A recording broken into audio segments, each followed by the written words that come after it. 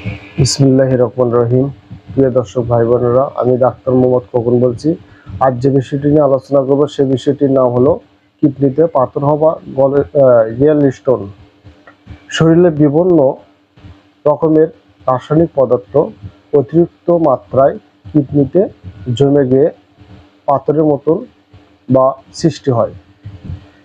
মূত্র নির্গমের বাধার সৃষ্টি হয়। কিডনিতে নানান এবং মূত্রথলিতে বারবার জীবাণু আক্রমণের ফলে আবহাওয়াজনিত কারণে বা প্রচুর ঘাম হলে পরিমাণে পানি পান না করলে এবং প্রস্রাবের জ্বালা পোড়া হয় এবং প্রস্রাব অল্প অল্প হয় এবং ফোঁটা ফোঁটা পড়ে।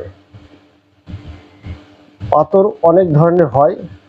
অতিরিক্ত অক্সালেট অতিরিক্ত ইউরিক অ্যাসিডের কারণে নির্গত হয় এবং হাইপার প্যারাথাইরয়েডিজম হইলে এবং নির্গমকালে প্রস্রাবের জ্বালা পোড়া হয়।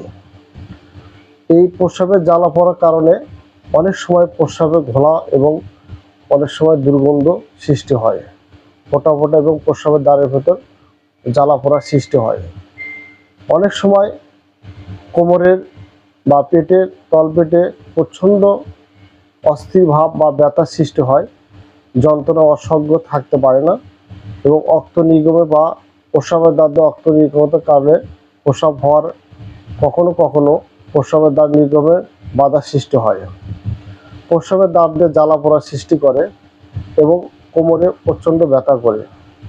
প্রস্রাব করতে গেলে অনেক সময় প্রস্রাবে বাধাপ্রাপ্ত হয় এবং কিডনিতে পাথর বা রিয়েল স্টোন দেখা দেয়। এ থেকে মুক্তি পেতে হলে আমাদেরকে অবশ্যই হোমিও ট্রিটমেন্ট করতে হবে। যেমন 1 নম্বর বারবারিস ভলগারিস 200 পাওয়ার সকাল আর বিকাল খাইতে হবে।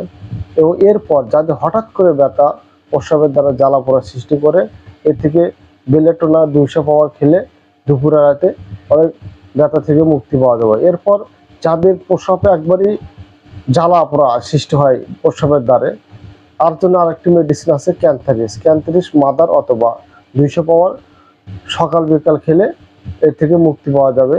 এবং যাদের প্রস্রাবের দুর্গন্ধ এবং ফোঁটা ফোঁটা পড়ে, এই দুর্গন্ধ দূর করার জন্য আরেকটি মেডিসিন আছে, সেই মেডিসিন হলো অ্যাসিড নাইট 200 থেকে 1 m পাওয়ার। এটা দুপুরে রাতে খেলে এর থেকে মুক্তি পাওয়া যায়। প্রিয় দর্শক ভাই বোনেরা, আমার এই স্বাস্থ্য বিষয়ক পরামর্শ পেতে হলে আমার এই চ্যানেলটি সাবস্ক্রাইব করবেন এবং সবার আগে ভিডিওটি পেতে সাবস্ক্রাইব করে আমাকে উপকৃত করবেন। আসসালাম।